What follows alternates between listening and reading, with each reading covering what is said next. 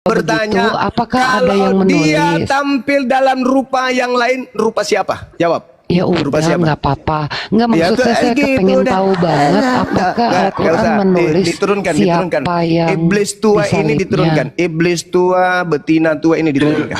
Ya Hadi, Ya Bashir, Ya Tabibi, Nabiyullah, khairul khalqi jami'an, lahu a'la manasibi wal marati, salatullah subhanallah. Bismillahirrahmanirrahim. Assalamualaikum warahmatullahi wabarakatuh. Kaum muslimin yang dirahmati Allah, semoga Allah senantiasa curahkan segala rahmat, segala nikmat, berkepanjangan dan tiada kehujung dari dunia hingga akhirat kelak insyaallah. Dan Allah pun kumpulkan kita para kaum muslimin di bawah naungan Rasulullah beserta para nabi, beserta para orang-orang yang Allah kasih, Allah sayangi, Allah cintai insyaallah, di bawah naungan Allah kelak di mana tiada naungan selain daripada naungannya insyaallah. Amin amin Allahumma amin. Kaum muslimin, pada kesempatan siang hari ini ya, sambil menunggu sholat Jumat tiba, saya akan mengunggah sebuah video di mana video ini mengisahkan tentang bagaimana perdebatan agama dan ada seorang Kristen perempuan ini ngototnya bukan main gitu ya, bertanya tapi bertanya bodoh, bertanya saja bingung apalagi menjawab kan itu, apalagi ditanya. Baik kaum muslimin, demikian videonya. Sekarang ini Bung, Yesus asli kenapa ngusir kalian? Itu loh, permasalahannya di situ loh. Kalau sekiranya yang keluar dari kubur pada hari ketiga itu Yesus yang asli, apa sih salahnya orang Kristen ini? Toh dia orang baik. Orang Kristen ini baik-baik aja loh. Makan babi ya urusan dia, ibadah minggu ya urusan dia, tidak bersunat ya urusan dia. Tapi kok kenapa bisa diusir sama yang asli? Ada apa dengan mereka? Ketika mereka kemudian datang kepada yang asli, Yesus, Tuhan, terbukti ada Rusuli Lubis bisa ngusir setan, ada Andi Simon bisa ngusir setan, ada Pak Bom Bom bisa ngusir bini, dan seterusnya. Banyak kejadian luar biasa yang terjadi di tengah-tengah orang Kristen. Bahkan biasa pamfletnya besar, sebulan sebelum KKR sudah diumumkan di sudut-sudut kota akan terjadi penyembuhan massal bla bla bla bla. Siapa pelakunya?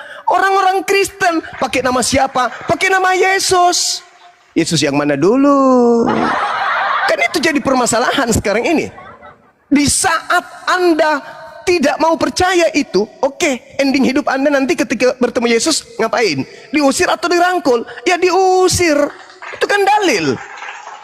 Itu dalil. Anda boleh mengatakan kamu mentafsirkan. Justru Anda yang mentafsirkan bahwa Yesus yang keluar dari kubur. Sedangkan Yesus sendiri mengatakan, sedikit pun iblis tidak berkuasa atas diriku. Hayo, mau lari kemana ente? Ketika dikatakan dalam Yohanes 13 nomor 2, iblis merasuki Yudas, berencana menyusun siasat. Imam-imam kepala melakukan tipu muslihat. Mahkamah agama kemudian melakukan upaya-upaya kesaksian palsu. Upaya demi upaya, pekerjaan demi pekerjaan, jebakan demi jebakan. Iblis susun melalui dirinya langsung dan juga melalui orang lain. Berhasil enggak? Kata Yesus, no, sedikit pun tidak berhasil, tidak berkuasa atas diriku. Ya sudah, kalau begitu wajar enggak ketika kemudian Yesus mengatakan, ya Bapak, biarlah sekiranya cawan ini berlalu, tapi bukan atas kehendakku, tapi atas kehendak engkau. Kalau engkau berkehendak menyelamatkan aku, tentu kamu akan mengutus malaikat untuk memberikan kekuatan kepadaku. Apa yang terjadi? Lukas 22 nomor 4344. Betul, malaikat turun memberikan kekuatan kepada Yesus. Kata Petrus, itu kalau sudah turun malaikat, berarti tangan kanan Elohim akan mengangkat Mesias ini ke langit. Makanya orang yang disalib ini, sebelum disalib dia disidang dulu. Ditanya sama imam kepala, apakah ente adalah Mesias, anak Elohim? Apa kata yang ditangkap ini? Ya engkau yang mengatakannya, bukan aku. Ente yang mengatakan, engkau telah mengatakannya sendiri. bahwa aku adalah Mesias. Bukan aku yang mengaku. Mana ada aku mengaku aku Mesias. Kamu yang mengatakan itu. Lalu nomor 69-nya apa kata orang ini yang di sidang ini? Mulai sekarang. Sekarang juga Yesus sudah duduk di sebelah kanan Tuhan yang Maha Kuasa. Ayo. Sekarang juga Yesus sudah duduk di sebelah kanan Tuhan yang Maha Kuasa. Berarti yang di sidang ini, yang disalib ini siapa, Rek? Siapa ini yang disidang? Ternyata yang disidang ini bukan Yesus, karena Yesus tidak mungkin dua. Apakah engkau Yesus? Dijawabnya, oh Yesus sekarang sudah duduk di sebelah kanan Tuhan yang Maha Kuasa. Ya sudah, selesai perkara. Berarti memang iblis sekuat apapun tidak berhasil menangkap Yesus. Nah, apa indikasi kuatnya? Iblis ini kan tahu hal-hal gaib. Iblis itu bisa menyerupai malaikat. Ketika datang mencobai Yesus, Yesus jatuhkan dirimu ke bawah. Kalau kau anak Elohim, ada tertulis. Masa nggak percaya kepada apa yang tertulis? Ada yang tertulis tentang engkau, bahwa Bapakmu akan mengutus malaikatnya menatang engkau di tangannya agar kakimu tidak terantuk kepada batu. Ada nggak tertulis? Mazmur 91. Tuhan mengutus malaikat untuk menyelamatkan Yesus supaya kakinya tidak terantuk kepada batu. Nah, apakah malaikat pernah datang kepada Yesus ketika dia berdoa? Datang. Lukas 22 nomor 4344. Malaikat turun memberikan kekuatan kepada Yesus. Apa tujuannya? Ya dikasih suplai oksigen untuk meluncur sampai ke langit kedua atau langit ketiga. Intinya dia meninggalkan dunia. Nah, lalu siapa yang kemudian berubah menjadi Yesus? Gampang carinya. Ketika Yesus mengatakan dalam Lukas 21 nomor 8, waspadalah kepada penyesat yang datang kepadamu dengan memakai namaku dan berkata, akulah dia. Nah, penyesat itu datang memakai nama Yesus dan berkata, akulah dia. Kapan itu terjadi? Baca Yohanes 18 nomor 5. Mereka mendatangi tempat persembunyian Yesus, lalu menemukan seseorang. Apa kata seseorang yang mereka temukan? Siapa yang kalian cari? Tentara Romawi dan Yudas pun berkata, aku mencari Yesus dari Nazaret. Oknum itu mengatakan apa? Akulah dia. Nah, ditangkaplah orang tersebut. Kata Yesus, waspadalah kepada penyesat yang datang kepadamu memakai namaku dan berkata, akulah dia. Oknum yang ditangkap ini jelas mengaku, akulah dia. Harusnya kalau dia adalah Yesus yang ditangkap ini, ketika dia bertanya, hei Yudas, hei kamu tentara-tentara Romawi, siapa yang kau cari? Harusnya kalau Yesus yang ada di situ yang bertanya seperti itu, maka mereka akan mengatakan, ente yang kami cari, engkau yang kami cari. Tapi dia malah mengatakan, Yesus dari Nazaret yang kami cari. Apa kata orang itu? Akulah dia. Ditangkap. Masih mau kau datang besok? Nah, kenapa bisa demikian? Karena Yesus sudah mengatakan, celakalah orang yang menyerahkan anak manusia. Aku memang harus pergi sesuai dengan apa yang tertulis tentang aku. Tetapi celakalah orang yang menyerahkan aku. Lukas 22 nomor 22. Celaka dong. Apa maksudnya celaka? Ketika aku ingin dia serahkan, ternyata Tuhan memutarbalikkan fakta. Justru dia yang kemudian ditangkap. Dialah yang keluar dari kubur. Makanya ketika Anda mengatakan, bukankah kami bernubuat? Anda diusir oleh Yesus nanti kalau Anda ketemu. Saya kira begitu, Bung. Itu bukan tafsir. Itu bukan tafsir. Terkait dengan Wahyu 12 nomor 9 juga bukan tafsir. Tetapi saya meluruskan terjemahan Bible yang sengaja dibuyarkan kemudian terjemahan yang sesungguhnya. Saya ulangi kepada saudara. Dan naga besar itu si ular tua yang disebut iblis atau Satan, yang menyesatkan seluruh dunia. Apakah terjemahan itu jujur? No, bukan seluruh dunia. Di situ tak ada kata dunia. Yang situ adalah aikomene. Aikomene, silakan Anda ketik di Google. Aikomene itu artinya apa? Persatuan gereja-gereja Romawi. Aikomene itu artinya kerajaan Romawi. Artinya bahwa yang menyesatkan seluruh kerajaan Romawi. Katolik dong, Kristen tertua dong, dilemparkan ke bawah, dan dia dilemparkan ke tanah, bukan ke bumi, ke tanah.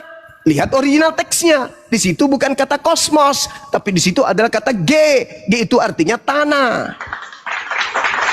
Siapa yang keluar, yang berada di dalam tanah? Iblis. Yesaya 14 nomor 15. Siapa yang dibuang ke lubang kubur? Iblis.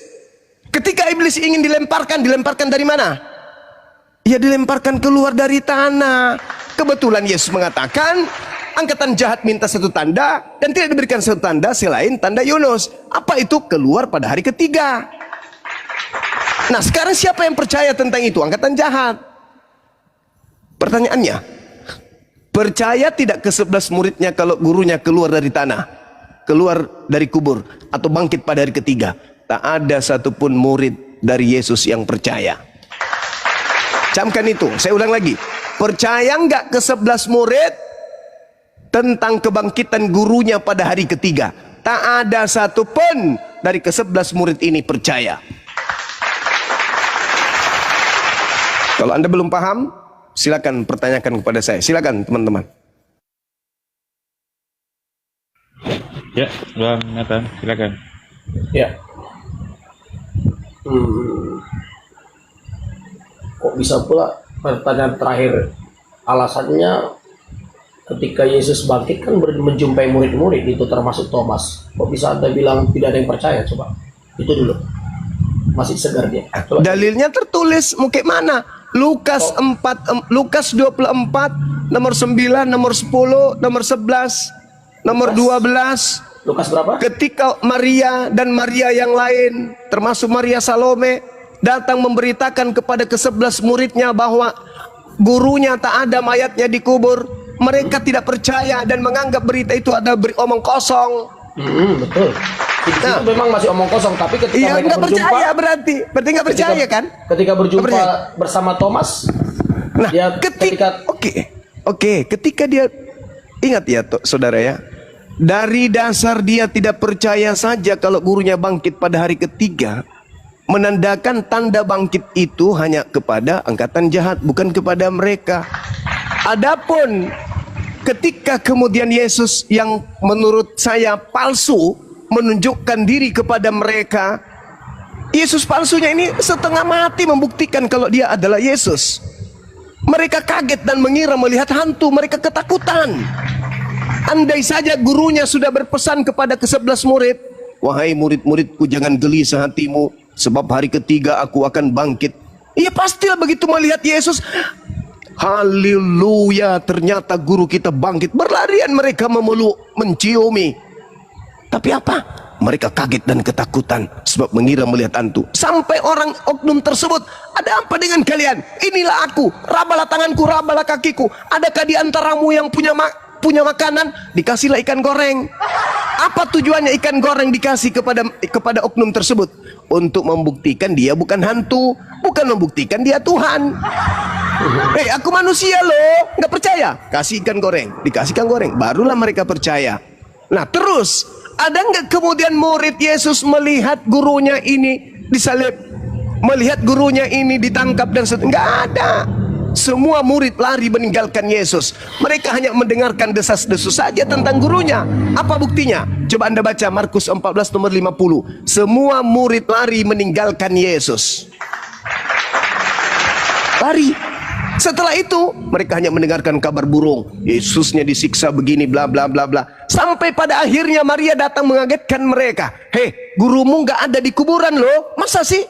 Aku nggak percaya. Itu omong kosong. Nah, data nomor 12 ya.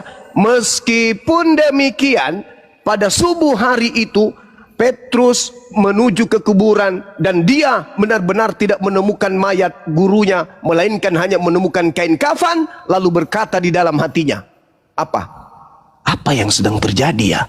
Ayo. Kalau Petrus sudah mendapatkan titah, mendapatkan pesan, aku akan bangkit, maka tentu dia akan mengatakan, oh alhamdulillah, puji Tuhan, ternyata sudah bangkit. Tapi justru bertanya, apa yang sedang terjadi ya? Karena memang tidak pernah diajarkan. Yang diajarkan dia akan bangkit pada hari ketiga hanya angkatan jahat. Murid tidak. Kalau murid diajarkan apa? Aku akan pergi dan kau tidak akan pergi kemana aku pergi. Tidak lama lagi engkau akan bersama dengan aku. Adalah benar jikalau aku pergi, sebab kalau aku tidak pergi, roh kebenaran itu tidak akan datang. Tetapi ketika aku pergi, aku akan mengutus dia kepadamu. Dia akan memuliakan aku. Itu tanda yang diberikan kepada sang murid. Bukan aku bangkit pada hari ketiga. Bangkit pada hari ketiga itu adalah angkatan jahat. Makanya ketika Petrus berkata di dalam khotbahnya di Kisah Para Rasul 2, apa kata Petrus?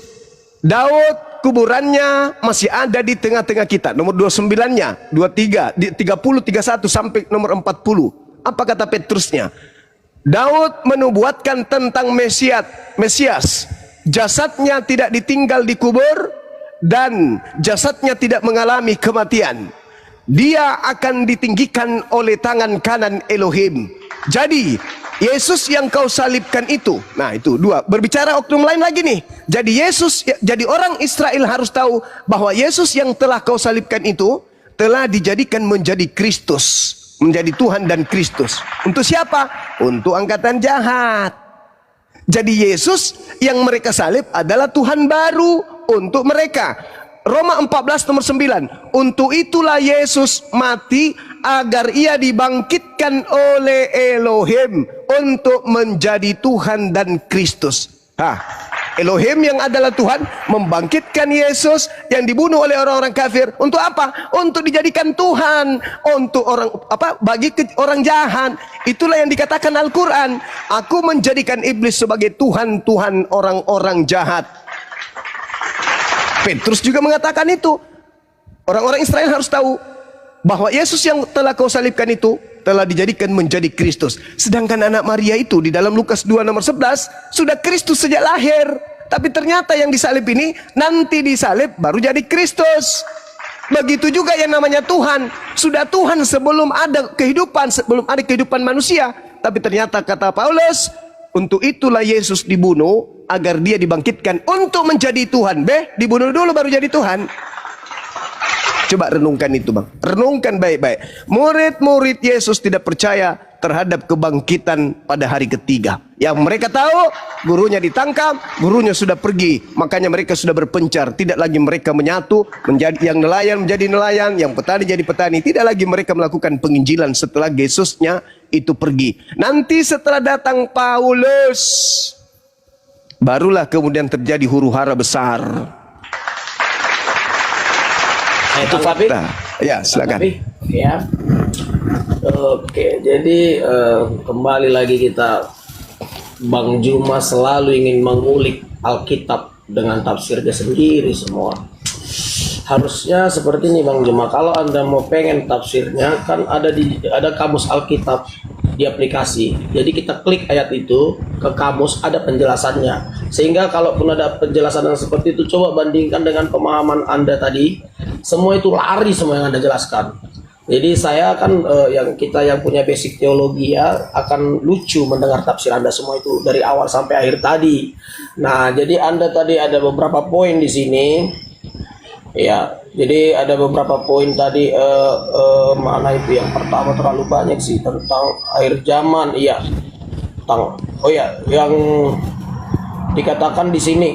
Ya, ini tafsirnya ketika Matius 24 dikatakan waspadalah terhadap, ditanya murid dia ketika Yesus duduk di Bukit Zaitun, datanglah murid-murid kepadanya untuk bercakap-cakap sendirian dan kata mereka, katakanlah kepada kami guru, bila manakah itu akan terjadi? Apakah tanda kedatanganmu dan tanda kesudahan dunia? Ini dia berkata tentang akhir zaman ya, akhir zaman. Jadi ini bukan tentang masa Romawi, belum.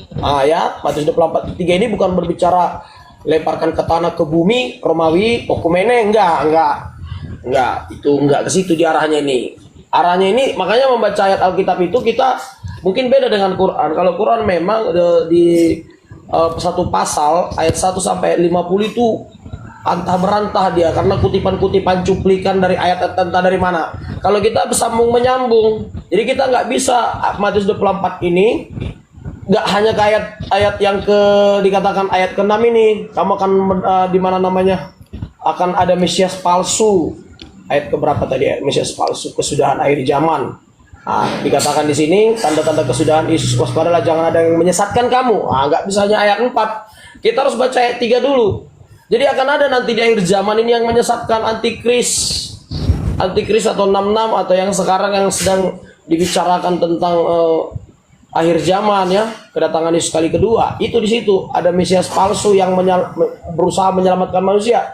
Yang ada tafsir ini tentang Romawi itu ngalur ngidul nggak nyambung, karena ini berbicara nanti di akhir zaman. Anda menghubungkan malah justru di awal-awal murid tadi menyesatkan murid-murid. Anda kaitkan lagi dengan Matius 7:16. Oh, ayat berapa tadi?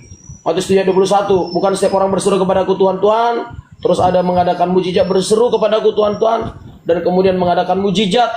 Kamu sekalian enyah pembuat kejahatan. Nah, di sini pada akhir zaman juga penghakiman. Bukan setiap orang berseru kepadaku Tuhan, Tuhan akan masuk surga. Artinya bukan setiap orang, bukan dibilang semua orang yang menyebut aku Tuhan masuk neraka, bukan gitu. Contoh, bukan setiap orang yang naik sepeda motor kelak nanti selamat-selamat, akan ada yang celaka, yang bendol-bendol kepalanya ada yang kecelakaan. Jadi bukan salah bawa motornya, bro. Arti ayat ini supaya kita hati-hati, sementang-mentang ikut Yesus, ikut ada KKR, ada mujizat, kok kita ikutan dong ke surga? Belum tentu. Gereja buat KKR, Anda jemaat merasa kami kan ngadakan mujizat, gereja kami GBI, apalagi itu sama siapa itu yang buat mengusir setan segala macam. Kami kan ngusir setan sama pendeta itu dulu. Gak jaminan, bro, gak jaminan. Bukan setiap orang. Not anybody, nggak semua. Artinya seperti tidak semua orang yang bawa sepeda motor itu selamat sampai tujuan. Ada benjol-benjol nanti juga, ada yang mati bahkan. Nah, itu maksud ayat ini, bukan berarti semua yang naik kereta hancur, bukan begitu tafsirnya. Anda tafsir bebas itu, bro. Nah, jadi saya sih memang saya berbeda. Saya tentang Alkitab saja yang saya jelasin. Saya kalau nggak ada persiapan untuk menyerang balik Quran ya, untuk saat ini saya nggak ada persiapan. Saya spontan aja karena Edis TV. Akhir-akhir ini saya sebenarnya udah jarang keluar kan, jarang muncul, bro. Jadi saya ini tentang salib itu tadi, apa karya iblis, karya Bapak itu yang saya sanggah, itu aja topik saya tadi. Kemudian itu tentang akhir zaman ya. Kemudian di sebelah kanan Bapak itu tadi, itu saya kurang tahu, itu kurangnya maka arti masuk di sebelah kanan Bapak itu tadi. Kemudian ada lagi bahwasannya sebenarnya Yesus itu nggak bangkit, nggak mati. Jadi kebangkitan itu semua adalah angkatan yang jahat ini, rekayasa, permainan. Jadi yang jumpa dengan murid-murid itu juga palsu. Berarti Anda menarasikan seperti ini seolah-olah. Berarti murid-murid Yesus kena prank semua. Ke-11 murid itu kena prank, termasuk mamanya Maria juga kena prank. Karena mereka nggak bilang, ternyata Yesus itu bukan disalib. Nggak ada yang mau ngebocorin. Terakhirnya itu datang FBI dari Nabi Anda abad ke-7 itu. FBI-nya itu hebat, itu jumpa Jibril. Dia ngebocorin. Itu istimewa Nabi Anda. Saya pujilah Nabi Anda. Ternyata datanya dia dapat. Gak jadi mati ternyata. Abad ke-7 ini baru ketahuan. Berarti itu yang Anda banggakan kan. Nah, tapi sebelum abad ke-7 itu data itu semua kena prank semua manusia. Kalau saya mengikuti jalur cerita Anda, di prank Nabi, murid-murid di prank sama Tuhan Yesus. Nggak pamitan juga nggak sama tetangganya yang jual goreng, nggak pamitan. Pokoknya main pergi aja gitu sama murid-murid, konon lagi sama yang jual goreng sebelah rumah. Sama murid-murid juga nggak ada yang tahu. Taunya itu Nabi Anda Muhammad, abad ke-7 lagi taunya. Bu, ternyata begini cerita yang sebenarnya. Memang waktu itu ada keraguan, tidak bangkit di umum ya. Tapi kalau murid-murid nggak ragu, di halayak rame ragu memang, mana ada mungkin bangkit. Kalau memang diakui itu bangkit, itu prajurit Romawi akan komplain, kok bisa bangkit? Berarti kalian nggak bagus membunuhnya, nggak mati kok bisa bangkit. Nah itu memang yang tahu itu hanya kalangan murid dan murid-murid Yesus. Kalau di luar pasti ada rumor-rumor yang bilang nggak mungkin itu bangkit, nggak mungkin.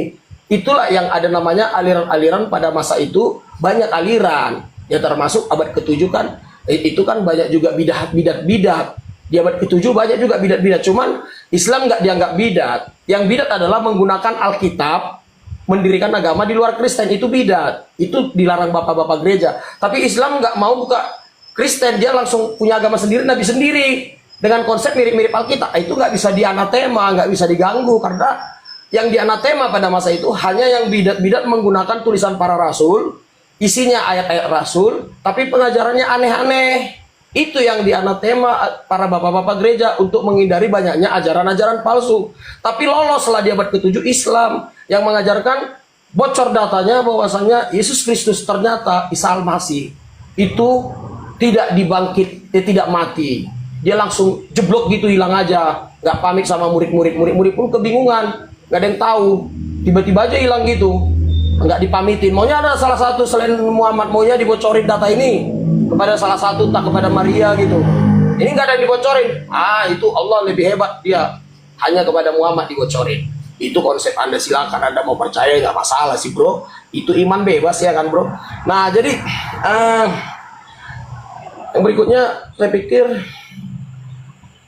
ya di kuburan saat itu kisah Yesus. Anda bilang tadi murid-murid tidak ada yang melihat kebangkitan, ikan goreng segala macam. Udahlah bro, Nathan nyerah aja Ya. udah. Enggak, bukan masalah nyerah bro. Kita kan menjelaskan, ini nggak ada yang kalah yang menang di sini bro. Nggak ada masalah kalah menang. Di sini masalahnya saya ingin mencerahkan.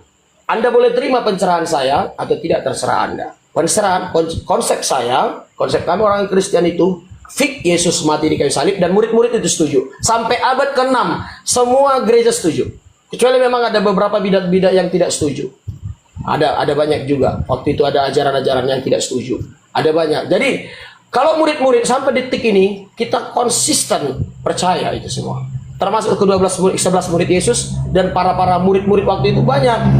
Bukan hanya 11 murid Yesus. Waktu Petrus berkhotbah itu udah banyak itu. Orang ada 5.000 yang diselamatkan. Nah, jadi kalau semua kena prank ya itu hak ente. Hak ente. Semua di prank, akhirnya kebocoran data di abad ke-6, Islam mendapatkan data yang terbaru. Ya saya nggak tahu itu data benar atau hoax, itu nantilah kita yang tahu. Saya nggak mau menghakimi ya. Kita serahkan semua kepada Tuhan. Saya pikir kembali kepada kita tetap keiman masing-masing. Kalau Anda percaya terserah. Oke, Bang Juma. Tapi saya Bang Juma, saran saya ke Bang Juma gini, ada namanya kamus Alkitab. Kalau mau lebih apalagi di situ ada penjelasannya di kamus Alkitab. Tafsir ada di situ di kamus Alkitab. Nanti sebelum ke dialog gini supaya kita kan ya, saya kan ada basic teologianya. Jadi kalau menjelas yang aneh-aneh, saya ketawa sendiri gitu. Geli gitu dengarinya kalau Anda menafsir seperti tadi itu. Anda seperti berkhotbah gaya Kristen, tapi kemana berantah gitu ngejelasinnya. Akhir zaman Anda hubungkan ke zaman Romawi. Kan lucu, ayat itu tentang akhir zaman. Murid nanya, bro, Tuhan Yesus gimana? Oh gini bro, nanti pada saat kedatangan saya gini. Dia sedang bincang-bincang tuh dengan gurunya. Nah gitu bro. Jadi kalau ketika Anda menafsirkan itu malah ke Romawi, geli saya dengarnya gitu, geli. Karena konsep penafsiran kita juga nggak seperti itu. Semua ayat itu harus rentet ya. Nggak boleh kita aja ke ayat 30. Baca ayat sebelumnya juga, sehingga dapat poinnya di ayat itu. Kalau Alkitab seperti itu. Dan kitab Yahudi juga seperti itu. Jadi konsep penulisan kitab Yahudi dengan Injil 100% mirip. Jadi kami sanadnya sama riwayatnya digabungin semua. Kalau Anda kan firman Allah semua di Qur'annya. Apanya semua riwayatnya di tempat lain, di hadis gitu. Beda kalau kita riwayat sama peristiwanya digabungin semua di situ. Yahudi juga gitu kitabnya. Sehingga kita enak dia merunutnya peristiwanya kapan, di mana itu ayat per ayat itu saling nyambung. Begitu. Silakan, terima kasih. Oke, saya bersyukur Anda mengaku Anda punya basic teologi. Saya ingin tahu peran naga itu sudah terjadi atau baru akan terjadi nanti setelah Kristen ada di surga?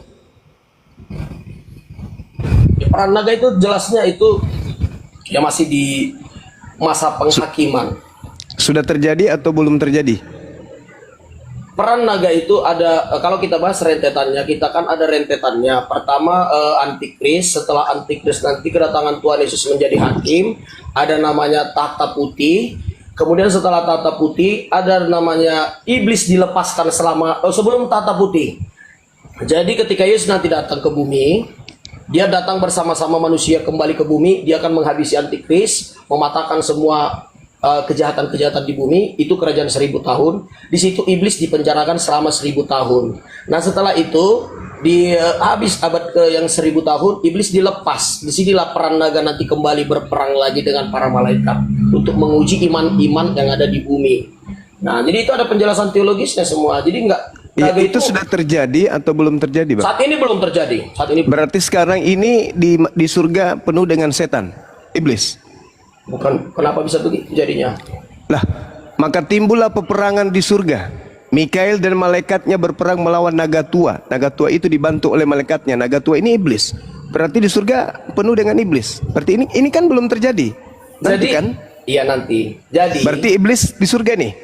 sampai sekarang memang kalau kita belajar dari kitab Ayub ya, di Ayub kan bisa kita lihat juga iblis pernah menjumpai Tuhan di sorga. Jadi sampai detik ini memang karena iblis ini, jangan kita bayangkan iblis ini seperti hantu ya.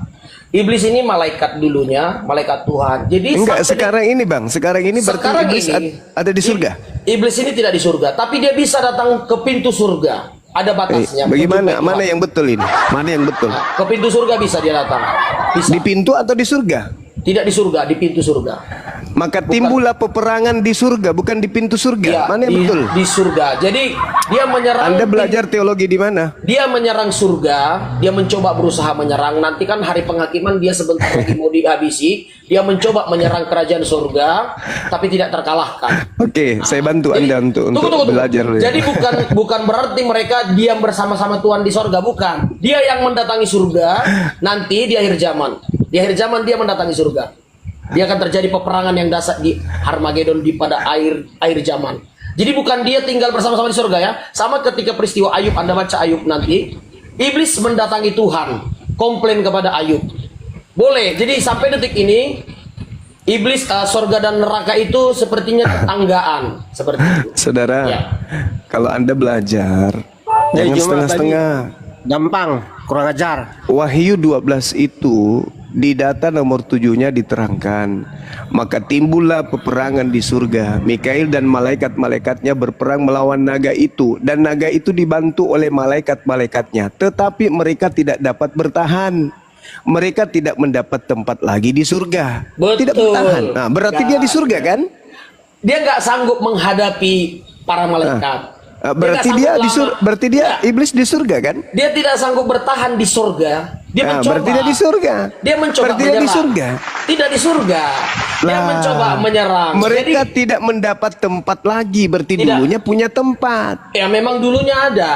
Dulunya ada tempat mereka. Berarti sekarang ini Nah sekarang ini mereka nanti di akhir zaman ya, bukan sekarang. Nanti di akhir zaman, Ya, nanti kemana di yang akhir betul zaman, ini? di akhir zaman nanti mereka mencoba kembali lagi menyerang tempatnya semula. Jadi kan mereka kan malaikat, setan ini malaikat Tuhan. Oke, Malaikat kita Tuhan. baca nomor 9-nya.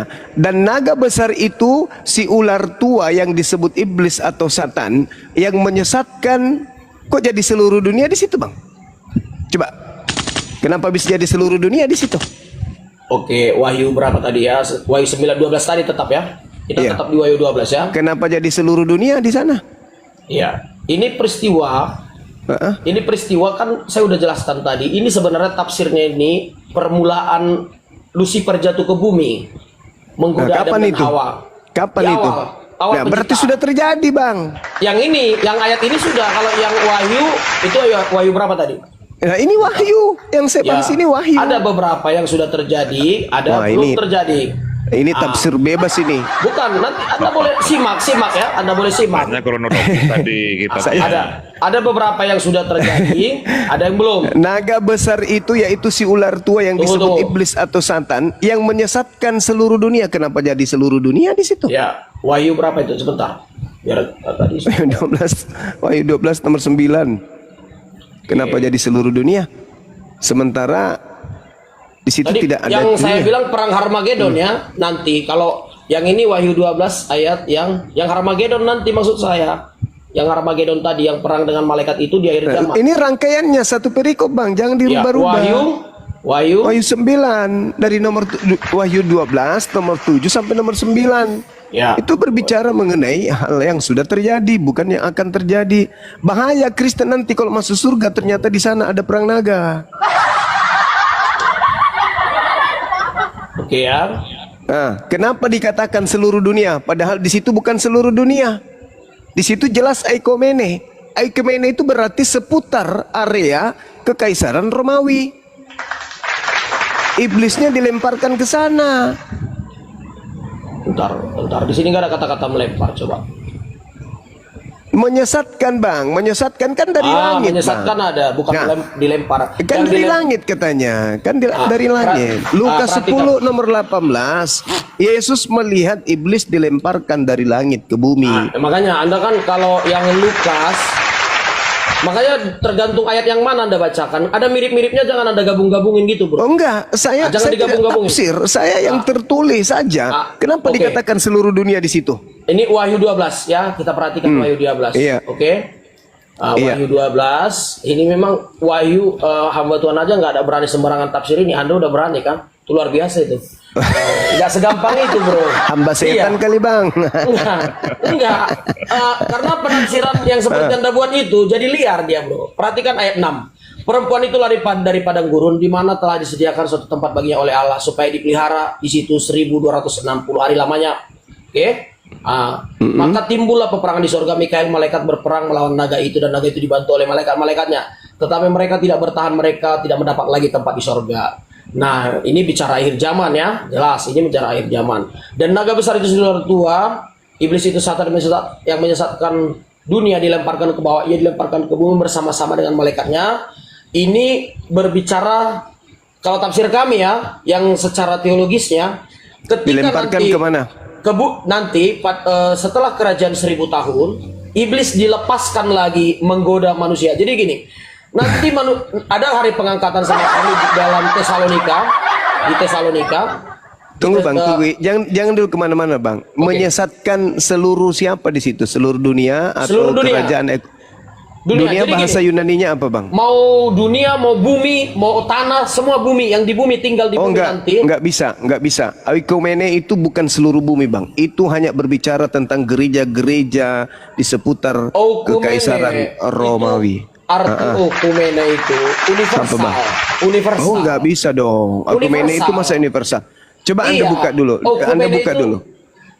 Sebentar ya. Gereja Oikumene. itu. Gereja itu disebut okumene. Makanya kami kalau ketika dikatakan oikumene itu semua gereja gabungan. Memang gabungan gereja-gereja yang gabungan. ada di kekaisaran Nah, Romawi. Itulah jadi, oikumene. maknanya Berarti gini. iblis itu menyesatkan gereja-gereja. Enggak. Itu enggak usah ditafsir bang. Enggak usah ditafsir. Dengar, Nggak usah kalau ditafsir. berbicara okumene itu gabungan. Gabungan gereja, gabungan kalau apa? Kita Gabungan kan, apa bang? sebentar, Okumene itu gabungan apa saudara? Alkitab sebentar. Alkitab kan mengadopsi bahasa Yunani. Iya, okumene Mengadopsi. itu Jadi, gabungan bentar. apa? Okumene itu bisa juga dibuat antar suku menggabung pun okumene. Gabungan apa kok ekumene itu gabungan aja apa? pun. Mau suku, Oh nggak bisa mau gereja, dong. gabungan antar Ekumene gereja. itu berbicara mengenai gereja-gereja yang ada di kekaisaran enggak. Romawi. Memang itu dipakai Jangan di tafsir gereja. bebas, nggak bagus. Enggak. Sebentar, Anda bro. sekarang yang mentafsir nih. Okumene itu gabungan artinya. Gabungan Gabungan apa? Kelompok gabungan kelompok itu disebut okumene. Jadi secara umum itu universal dia. Jadi Ada itu nggak yang bahasa- bisa menjelaskan? Mungkin bahasa Yunani. Bang Goto barangkali okumene bisa menjelaskan secara Itu gabungan bahasa secara Yunani, ilmu gabungan. pengetahuan. Okumene itu adalah universal, umum dia. Jadi tidak personal dia, tidak satu grup. Gabungan Waduh. grup-grup itu okumene. Jadi universal. Iya, grup Makanya apa? seluruh, kalau untuk di gereja dia kami seluruh sinode, seluruh dia. Tapi kalau untuk negara bisa juga disebut okumene. Negara ini kita bergabung gitu. Jadi Okumene luas. itu bang, itu adalah gerakan dalam kekristenan yang bertujuan mempersatukan denominasi gereja-gereja Bro, terkait kita kan dengar gini, terkait dengan apa yang ada di kerajaan kekaisaran Kalau Romawi. bahasa kita tafsir, bahasa itu bukan milik orang Kristen. Sama kayak lalu assalamualaikum. Okumene itu kita mau artikan sesuai dengan apa? Kok jadi sekarang Anda yang tafsir liar Sebentar. gitu loh? Assalamualaikum itu pun bukan milik Islam. Bukan. Jadi gini, bahasa tidak punya agama bahasa. Jadi okumene itu diadopsi dari bahasa orang Yunani yang menyatakan Bukan hanya universal. bahasa, Bung. Itu bukan hanya bahasa. Gimana Okumene dijelasin? itu bukan hanya bahasa, bukan hanya Oke. bahasa itu. Oke, itu langsung berbicara. ke Wahyu aja dah, ke Wahyu aja biar nanti kita repot, kita bahas bahasa kita kampus bahasa kita kan. Nanti jadi ahli bahasa kita jadinya. Jadi ribet kan. Allahu Akbar, Masya Allah. Ke Wahyu tadi, ini di ayat berikutnya, dan naga besar itu kemudian dan aku Naga mendengar besarnya tadi dilemparkan Ya. kemana tadi, Bang? ini tidak Ke seluruh apa? sebentar. Dan naga Ke seluruh besar itu gabungan gereja-gereja, betul? Enggak, bukan gereja. Gabungan gereja okumene ya. Gabungan antar kota negara juga bisa disebut okumene. Okumene wilayah Deli Serdang boleh juga. Boleh. Yang tadi bro. Tadi kemudian iblisnya tadi dilemparkan menyesatkan seluruh ekumene. Oke ya. Ya, seluruh keseluruhan dunia ini, semua Kok jadi semua dunia? lapisan. Masalah Dulu generasi tafsiran. Anda Jadi, kembali lagi sekolah lah, belajar Gini, lagi kita nanti mentafsir. belajar lagi King James Version juga nanti Anda sangkal jadinya. Bagus itu. LA juga Anda sangkal semua. Jadi Anda sudah lebih pintar dari KJV, dari LI. Waduh, lebih pintar. bukan lebih pintar. Mereka terlalu pintar, memang pintar ngibulin Bukan. orang. Kalau saya apa adanya, bahasa saya kan apa tidak- adanya. bahasa bukan saya punya Kristen, saya nggak bro. mau, saya tidak punya tujuan untuk menyesatkan orang. Saya justru membuka Bang cakrawala Juma, berpikir. ilustrasinya Itu juga kayak gini. saudara, ketika juga dikatakan dilemparkan ke bumi itu juga keliru. Karena di situ bukan bumi, di situ ke tanah. Bang Kalau Juma, bumi itu cakupannya luas, tapi itu disebut tanah di sana. Contoh gini, Bang. Nah, iblisnya dilemparkan ke tanah, sehingga Bang Juma, iblisnya ketika dilemparkan keluar dari tanah. Itu yang betul. sebelum perhatikan ya, sebelum ada Kristen pun kata-kata theos sudah ada di Yunani, sudah ada. Okumene sudah ada, apalagi prosteo sudah ada.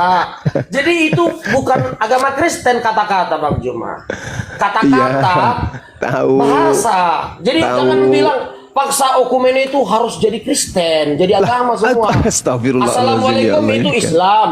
Orang Kristen pun bisa bilang assalamualaikum. Iya. Itu di Arab. Ada Jadi, jangan ada ini, beribu jangan- cara untuk menyembunyikan identitas Aduh, ajaran bener-bener. kalian tuh. Ini kan data Anda, bro. Data Anda, saya sangkal Anda nggak terima. Anda paksa bahasa itu harus punya agama. Okumene itu jadi harus Kristen.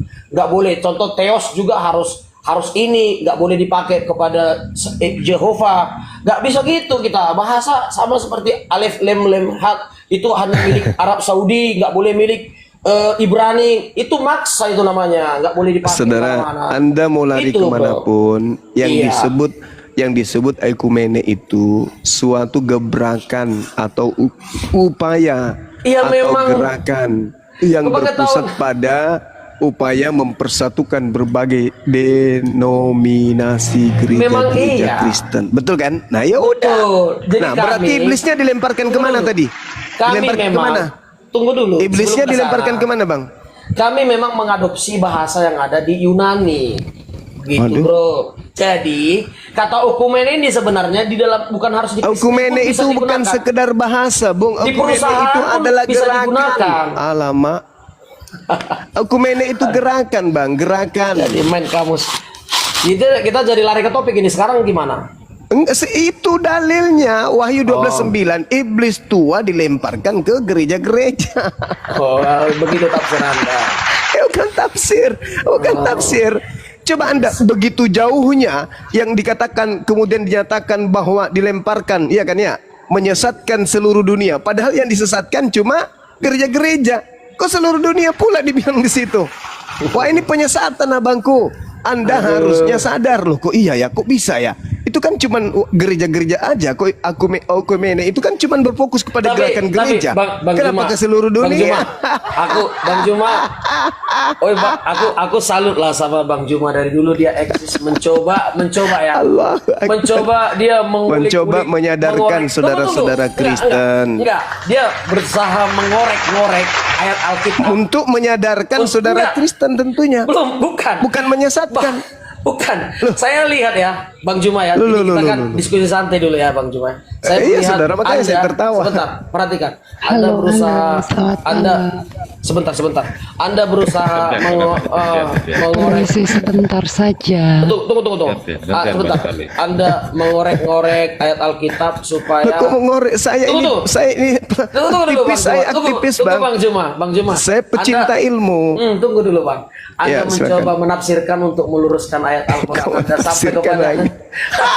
meluruskan. Kok jadi saya jadi penafsir tafsir. Meluruskan sebentar. Saya Aduh. salutnya gini. Halo, Anda ayolah pakai saya duluan. Anda sebentar pakai ayat saja. enggak, saya setelah ini saya stop ya. Saya silakan kepada Natalia.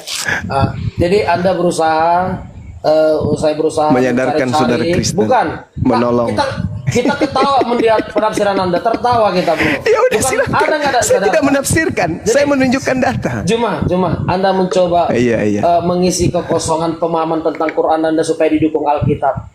Oh Nauzubillah enggak min dong. dzalik. Al-Quran saya mengatakan wa iya dauna illa setana marida. Yang kalian sembah itu adalah iblis yang durhaka. Jadi, Nah, saya dalil selalu- tadi apa?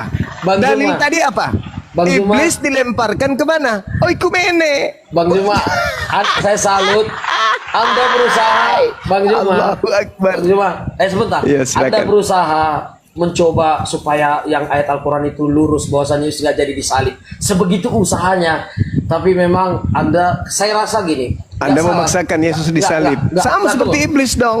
Saran saya, Bang Juma, saran saya biar lebih Anda juga mungkin gini, sekalian aja nyembrung, pelajari Alkitab, aplikasi kamus Alkitab ada, coba Anda Alamak, jangan teragukan ada. kalau itu, Abang. Nah, kamus Alkitab nanti supaya jangan gini, kita yang paham teologi ya kita ketawa-ketawa melihat penafsiran Anda sampai ke silakan aja. dilemparkan ke bumi, terus dari bumi keluar ke langit kuasa setan itu cukup luar biasa penjelasan Anda itu tadi kan.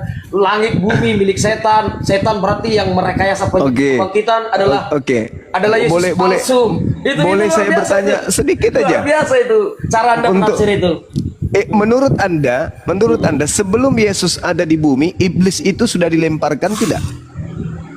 Ya, kalau dalam konteks kami ketika di bumi dulu, pertama dilemparkan menggodai menguasai bumi. Makanya dikuasai, yang Anda buka tadi kan, dikuasai langit dan bumi, itu betul. Itu betul, tapi itu di peristiwa Adam ya. Yang kedua yang di Wahyu tadi yang dilemparkan itu lagi, itu di peristiwa bukan. Saya tidak bicara data. Saya tidak bicara data. Armageddon. Saya tidak bicara data. Saya hanya ingin tahu sejauh mana Anda mengetahui tentang iblis ini. Iblis dilemparkan pertama kali dari mana? Ya pertama kali dilemparkan ke bumi ketika dia untuk berarti mencoba pada Adam dan saat Hawa. pada saat Yesus ada di bumi, iblis ada di bumi kan? Oh, Yesus, Adam dan Hawa, belum ada cerita Iya. itu. Iblisnya dilemparkan ke bumi kan? Iya, waktu peristiwa Adam dan Hawa. Nah, ketika Yesus di bumi, iblisnya di mana? Di bumi. Di bumi, betul. Nah, ketika Yesus mengatakan iblis dilemparkan keluar dari mana? Oh, makanya yang terakhir ini di Wahyu 12, jangan ketawa dulu. Pada kerajaan 1000 tahun, ada namanya kerajaan 1000 tahun. Allahu Akbar. Mau lengkapnya, ada nanti kerajaan 1000 tahun, iblis dipenjarakan selama 1000 tahun. Tapi setelah 1000 tahun, mereka dilemparkan lagi ke bumi. Diulang lagi mereka dilempar kali yang kedua menggodai orang yang kerajaan 1000 tahun. Ah, ini rumit penjelasannya kalau Anda mau dengar. Panjang lagi penjelasan kerajaan 1000 tahun itu pada saat pengangkatan. Itu setelah pengangkatan. Jadi peristiwanya hampir mirip tapi berbeda kondisi. Ah, ini teologis sekali pertanyaan Anda. Nah, jadi karena pertanyaan ini teologis, harusnya Anda nggak boleh sembarangan tafsir seperti tadi. Itu Anda hubungkan ini. Saya menggunakan ahli bahasa. Enggak, Anda Ekumene menafsir, itu kan? apa dulu? Nah, itu tadi. Terus ketika dikatakan dilemparkan ke bumi, itu keliru. Dia dilemparkan ke tanah. Ya, Memang ke bumi, tapi diletakkan di tanah, di alam kubur, di alam orang mati. Makanya kalau Anda melihat banyak cerita-cerita di dalam Bible itu, orang kerasukan roh jahat itu, rohnya itu berasal dari alam kubur. Bang Juma, Seperti di dalam Kisah Para Rasul, dalam Markus 5, bagaimana ada orang kerasukan roh jahat di kuburan, karena kuburan itu memang tempatnya iblis. Oke, nanti Itu Anda harus akui itu, betul nggak? Kuburan itu tempatnya iblis menurut Bible. Nggak selalu. Jadi tapi betul nggak? Identik. Itu. Jadi gini, bukan dong. Kebetulan Dengar. gini, ada Yesaya Natali. 14 nomor 15. Iblis dilemparkan ke alam kubur. Halo. Aku udah dengar bolak-balik. Sekarang saya serahkan kepada Mbak Natalia. Saya Pak. Allahu Akbar. Silakan Mbak. Silakan Selamat mau diskusi. malam semua.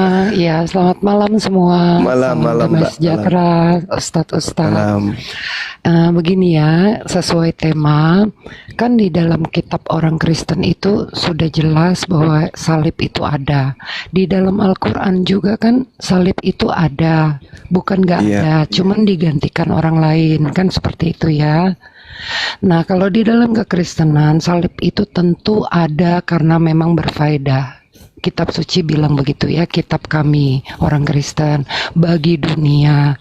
Nah sekarang yang saya mau tanya, digantikan oleh orang lain yang ada di Al-Quran itu untuk apa, Ustadz? Oke. Untuk apa digantikan orang Baik. lain dan kenapa? Iya. Oke. Baik. Jadi kalau berbicara mengenai salib di Islam itu tidak ditanya untuk apa.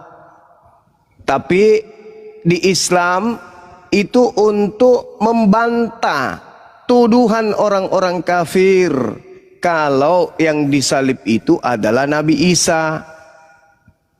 Mereka menjadikan Nabi Isa ini seakan-akan yang tersalib oleh orang Yahudi.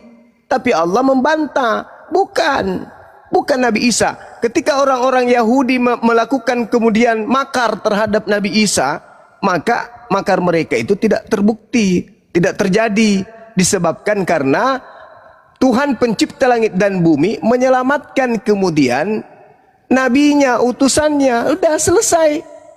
Tidak ada perkara di situ. Dan penyaliban itu terjadi. Kenapa penyaliban itu terjadi terhadap mereka? Karena mereka membuat makar. Wa makaru wa makarallah wallahu khairul makirin. Bukankah Yesus sendiri mengatakan di Lukas 22 nomor 22? Yesus loh yang mengatakan itu. Apa kata Yesus? Aku memang harus pergi sesuai yang telah ditetapkan tentang aku, tetapi celakalah orang yang menyerahkan aku. Celaka kan? Nah itulah yang dimaksud dalam Al-Quran tuh. Wa makaru wa makarallah wallahu khairul makirin. Nah sekarang muncul pertanyaan dari Kristen. Apa manfaatnya? Anda bertanya begitu karena Anda merasakan ada manfaatnya. Anda panen dari makar yang dilakukan oleh orang Yahudi, dari rencana iblis yang terjadi terhadap Yesus. Anda panen dari sana. Jadi Anda bertanya apa manfaatnya? Sebenarnya nggak ada manfaatnya. Kenapa? Karena bagi Yahudi salib itu adalah hukuman bagi orang yang dikutuk. Dan lagi pula nggak ada juga manfaatnya bagi Kristen. Anda mau bukti nggak ada manfaatnya bagi Kristen? Anda baca Roma 8 nomor 10. Jika Kristus ada di dalam kamu, maka tubuh memang mati karena dosa. Ayo, apa manfaatnya? Ternyata tubuh Anda nanti mati karena dosa. Itu menurut Paulus. Lalu manfaatnya apa? Apa manfaatnya Yesus mati disalib untuk kalian? Ternyata kalian mati karena dosa. Mana dalilnya? Roma 8 nomor 10. Kristen mati karena dosa.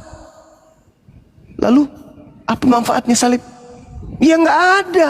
Sia-sia doang. Cuman gaya-gayaan. Itu dalil Mbak Natalia. Silakan Anda baca dalilnya.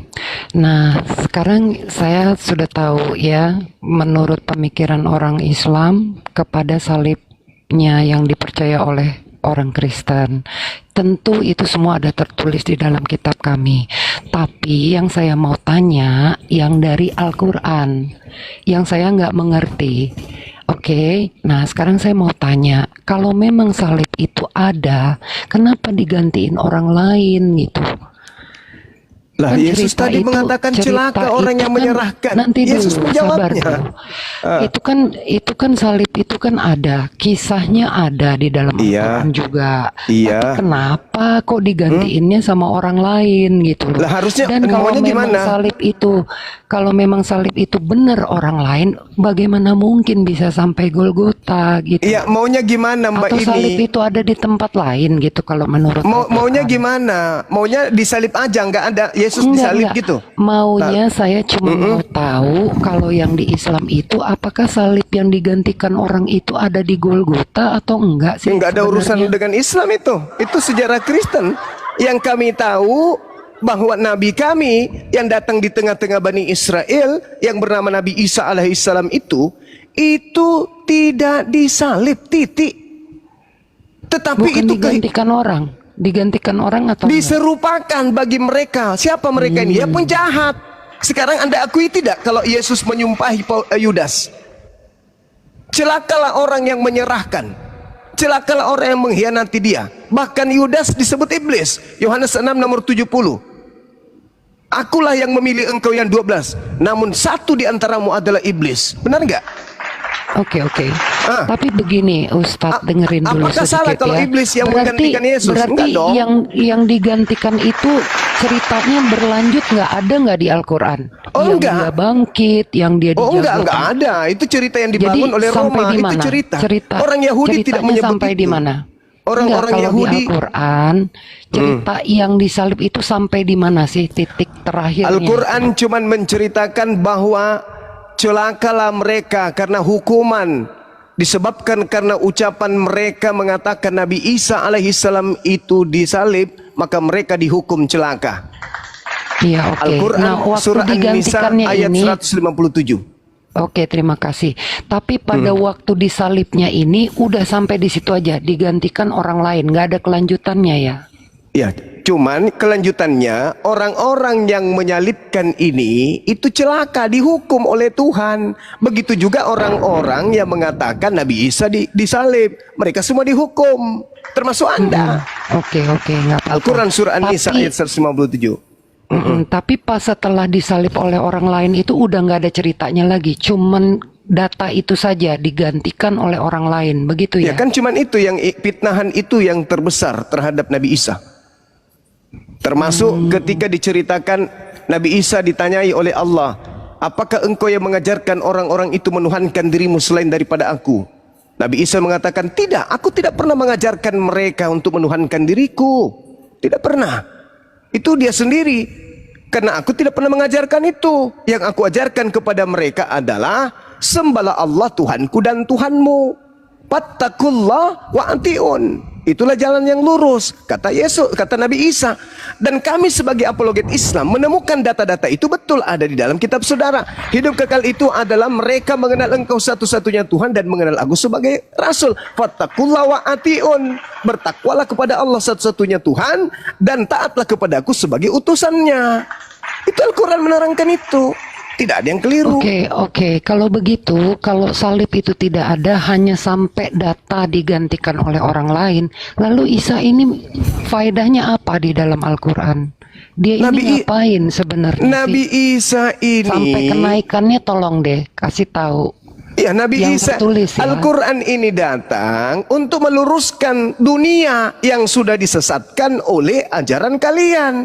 Itu manfaatnya Al-Quran turun bercerita tentang Nabi Isa alaihissalam untuk meluruskan kuasa gelap yang Yesus sendiri nubuatkan. Yesus mengatakan, setiap hari engkau bersama dengan aku mengajar di bait suci. Tetapi sekarang kenapa engkau menganggap aku penyamun sampai engkau datang membawa pedang dan pentungan? Tetapi saatmu sudah tiba, saatnya kuasa kegelapan. Nah, Islam datang meluruskan kuasa kegelapan itu supaya dunia ini tidak gelap, supaya terang benderang bahwa tidak Ustaz. ada itu Tunggu, Tuhan sabar. turun ke bumi Iya, dibunuh oleh oke. manusia, nggak ada. Oke, saya Bullshit mengerti. itu semua. Al-Quran Iya, menjelaskan oke. itu, Mbak. Tapi begini, kalau Allah itu mengasihi Isa, tentu juga dia mengasihi orang berdosa juga dong. Kan Isa juga termasuk nabi yang berdosa, apa tidak? Masa digantiin orang lain gitu loh? Lah siapa suruh? Kalau Kan Yesus memang mengatakan Isa tidak makar. disalib, kalau memang salib itu nggak ada, kenapa harus digantikan orang lain gitu? Lah, Sementara kenapa Anda yang terjadinya salib mengatur? itu kan dahsyat gitu. Nah, sekarang kalau begitu polanya, pertanyaan Anda, saya balik bertanya kepada Anda, kalau memang harus penebusan dosa sampai Tuhan harus bunuh diri atas salib, kenapa Tuhan tidak menebus sejak dari Adam di Gan Eden? Kenapa harus menunggu ribuan tahun? Harus menunggu Maria melahirkan anaknya, lalu kemudian nebus dosa? Kenapa nggak dia tebus sejak di Eden aja? Kenapa Nggak, harus ada masalahnya mewariskan Tuhan dosa? ini Kenapa? Tuhan ini kan nggak membunuh gitu loh. Masalahnya kan itu. Tuhan nggak Bang membunuh Zuma. gimana? Tuhan nggak Masa membunuh? Tuhan membunuh orang yang menggantikan apakah- orang yang lemah, orang yang Saya justru tanya. harus diselamatkan. Saya tanya Masa kepada malah dia saudara. yang disalib? Saya tanya kepada saudara. Apa hukuman Ya. bagi orang yang tidak percaya kepada salib? Enggak tahu, enggak Nah, maksudnya, itu maksudnya saya bahayanya ini itu di situ. pikiran Ketika saya kemudian, lagi terfokus sebelum kepada kemudian orang yang Adam, disalib di dalam dengar Ibu, dengar. Al-Quran. Dengar Bu, dengar. Jangan menyerang membabi buta tapi Anda sendiri buta terhadap Bible. Andai saja pertanyaan Anda ini boleh saya lemparkan kepada saudara. Apa akibatnya orang-orang yang kemudian tidak percaya salib? Dia akan mati kekal di dalam dosanya. Nah, kenapa Tuhan harus kemudian menggunakan salib ini? kenapa Tuhan tidak menghapuskan sejak di Adam?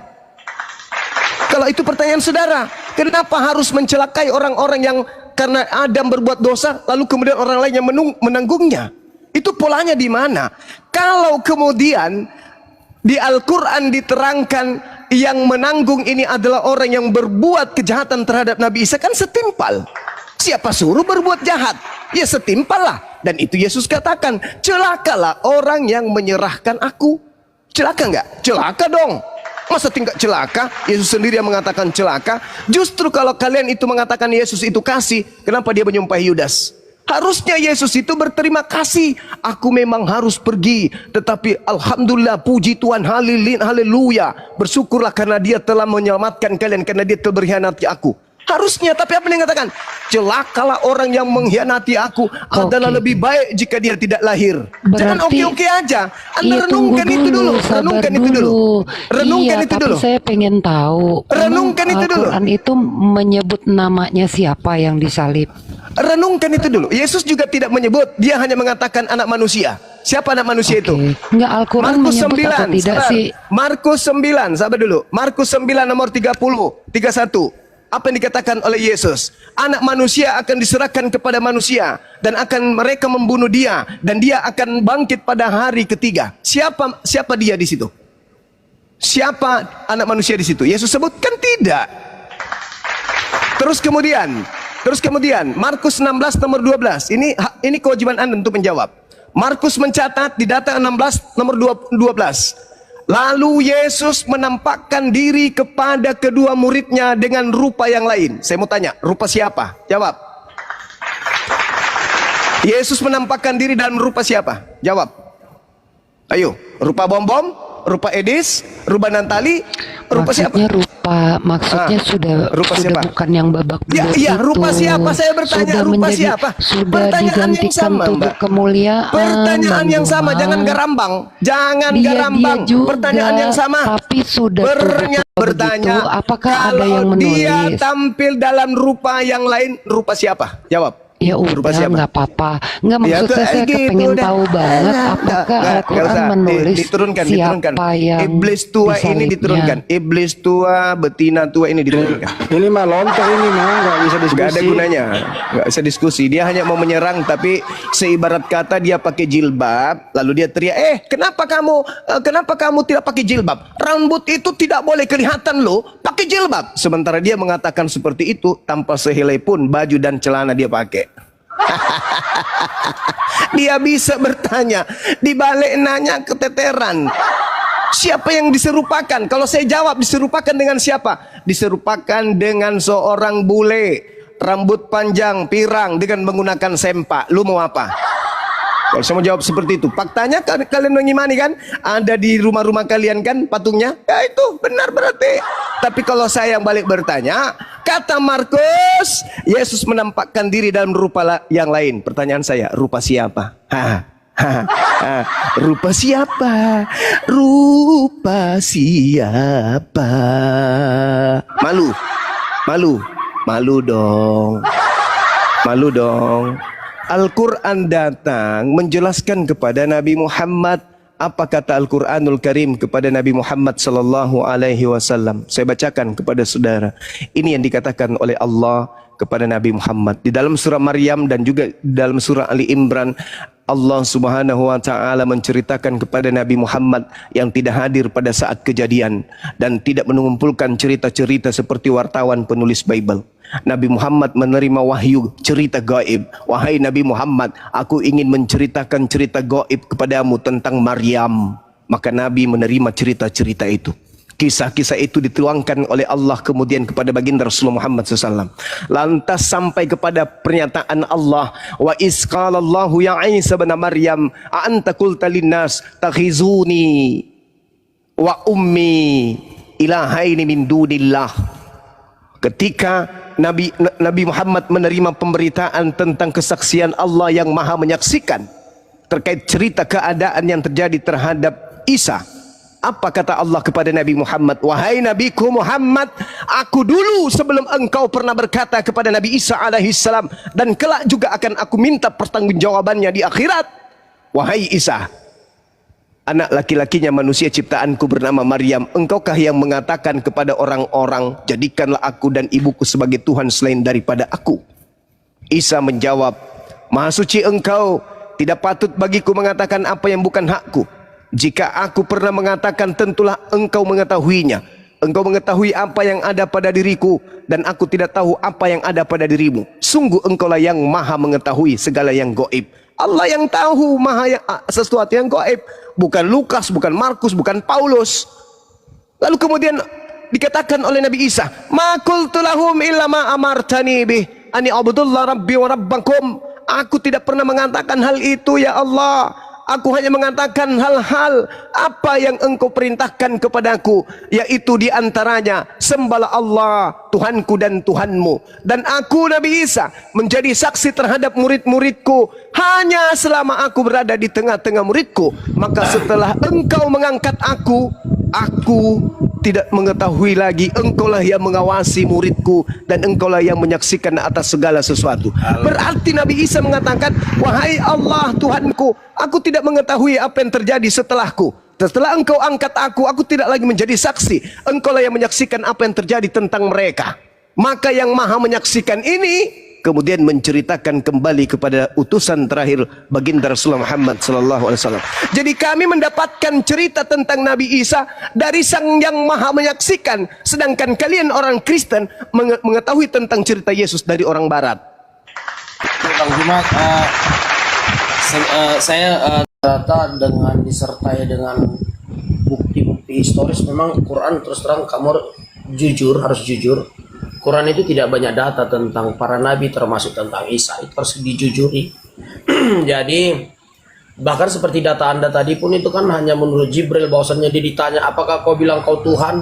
Datang Isa menjawab, oh tidak seperti itu saya katakan gini. Itu kan hanya data yang sifatnya dapat informasi entah berantai, itu ya terserah, karena iman Anda memang itu dari Allah lah ya. Oh, nggak boleh Anda mengatakan begitu. Tunggu dulu. Nggak boleh. Maksudnya gini, datanya yang Anda berantai itu kitab Anda. Kitab Maksudnya Anda gini, itu siapa yang mencatatnya?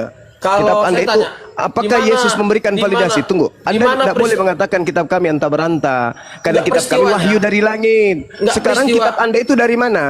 Dari Kalau- mana kitab Anda? Cerita-cerita Tunggu dulu. Yesus ini dari mana? cerita-cerita Yesus ini kan kami ada saksi. Siapa Tapi kalau saksinya? Siapa penulis. saksinya? Apakah Lukas? Sorry. Penulis. Ketika penyaliban terjadi, apakah Lukas ada di sana?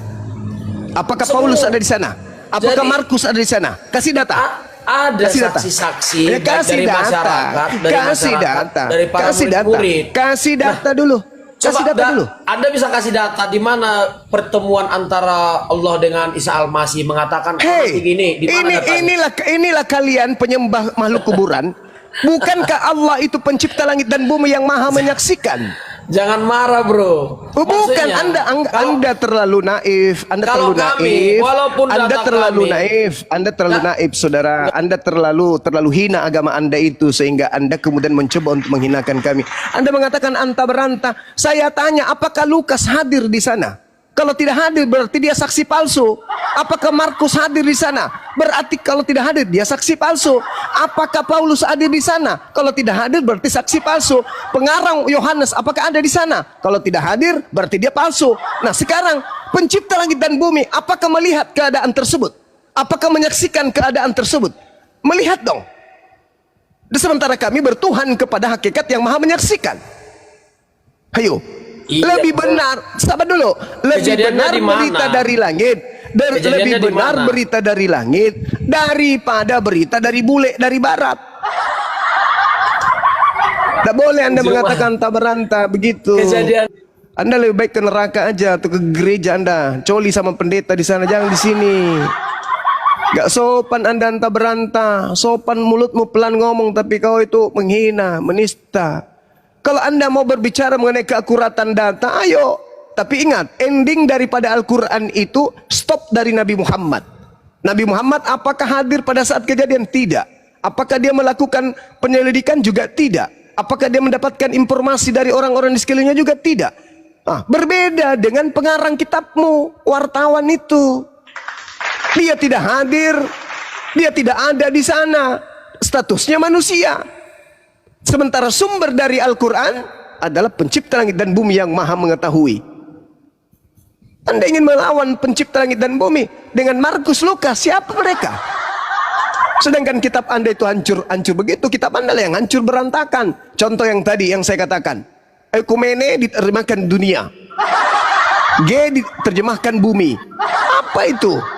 Anda mengatakan bahwa di surga itu sudah terjadi, belum terjadi, sudah terjadi, belum terjadi. Di sisi lain pendeta-pendeta yang lain ditanya, apakah nanti kalian masuk surga di sana sudah terjadi akan terjadi peranaga? Oh, itu sudah terjadi, Bang. Hari ini karena Anda menghindari kebenaran yang saya uraikan, oh itu belum terjadi. Berarti nanti kalian masuk surga, kalian menyaksikan perang. Mampuslah. Orang di dunia aja perang, manusia dengan manusia kita hancur berantakan. Ini naga berperang dengan melawan malaikat. Kucluk. Terus kau mau mengajak kami masuk ke surga itu yang ada perang naga kayak begitu? Nenekmu kiper. Kau aja ke sana sama istrimu sama anak-anakmu, kami nggak mau. Nah, inilah kalian. Di sisi lain kita berdebat sama Kristen lain. Ih, aku nggak mau ke surgamu. Kenapa? Karena di surgamu ada perang naga. Oh, itu sudah terjadi, bro. Itu masa lalu. Giliran sekarang malam ini si Nathan, oh itu belum terjadi. Bahaya itu. Terus nanti kau masuk ke sana. Hah?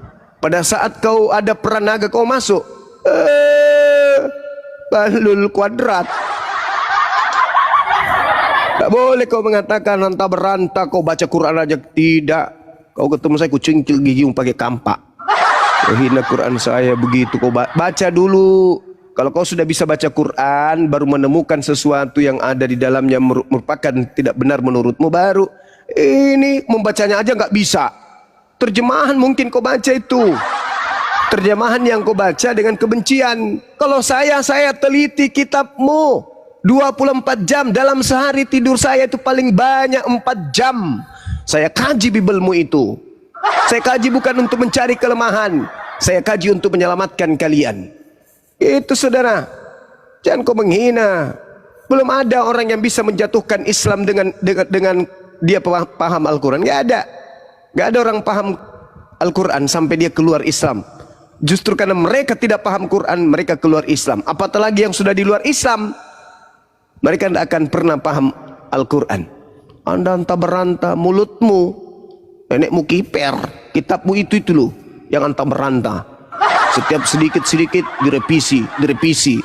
Itu baru entah berantah itu namanya, kucluk. Memang kau itu. Ya itulah sudahlah ya. Saya maklumi aja lah karena kalian penyembah makhluk kuburan. Demikian tadi kaum muslimin yang dimana perdebatan itu berlangsung, dan ada seorang Nathan, namanya Nathan, mengaku sebagai seorang teologi. Tapi argumentasinya tuh bolak-balik bingung sendiri dengan teori-teorinya ya. Jadi yang dikata sarjana teologi itu kan teori ya, yang padanya menipu, bohong-bohong gitu, pelintir sana pelintir sini gitu ya. Nah sementara apa yang dia sampaikan, dia katakan bahasanya lawan debatnya nih Akhi Zuma ini tidak tahu ya, tidak tahu isi kitab mereka, katanya menafsir-nafsir, padahal tidak ditafsir dengan jelas. Itu disampaikan ya, bahasanya setan itu dilemparkan ke kerajaan Romawi. Nah itu dia ngotot, katanya begini ya. Namun pada akhirnya dia sendiri ketika diminta untuk menjelaskan, dia sendiri bingung. Perang naga di surga itu kejadiannya kapan gitu ya, akan sudah terjadi atau akan terjadi gitu, bingung. Di sisi lain ngomong sudah terjadi, di sisi lain ngomong belum terjadi. Nah ini menjadi sebuah kerancuan ya. Nah menurut Kristen ini ya, kan sebenarnya Kristen ini ajaran pagan ya, yang dimana di surga pun masih ada perang-perang itu ya, yang dimana padahal sesungguhnya di dalam surga itu kan tempat dari segala kenikmatan, tempat dari segala kedamaian gitu ya, tempat dari segala kesenangan. Nah ini masih ada perang naga, ini lucu gitu ya. Nah di sini maka ketika ditanya perang naga itu nanti atau sudah terjadi ya kan, padahal menurut kitab Wahyu itu ya, hayalan Yohanes yang berjilid-jilid, yang berseri-seri itu sesuatu yang akan datang itu nanti, itu di sorga, itu belum terjadi ya, karena kitab hayalan Yohanes ini kitab penglihatan yang akan datang, belum yang akan terjadi kan itu. Jadi ya inilah Kristen lucu memang mereka ini, mengimani dari segala sesuatu apa yang diajarkan oleh manusia, yang dimana manusia itu berasal dari negeri-negeri pagan, penyembah dewa-dewa. Nah ini dijadikan panutan, dijadikan sandaran konsep ketuhanan, maka kerancuan demi kerancuan itu ada di kitab mereka dan akal-akalan mereka, yang dimana mereka hari ini kebingungan dengan keimanan mereka. Baik kaum muslimin, mungkin hanya itu saja yang dapat saya sampaikan dan saya akhiri video ini. Wassalamualaikum warahmatullahi wabarakatuh. يا هدي يا بشير يا طبيب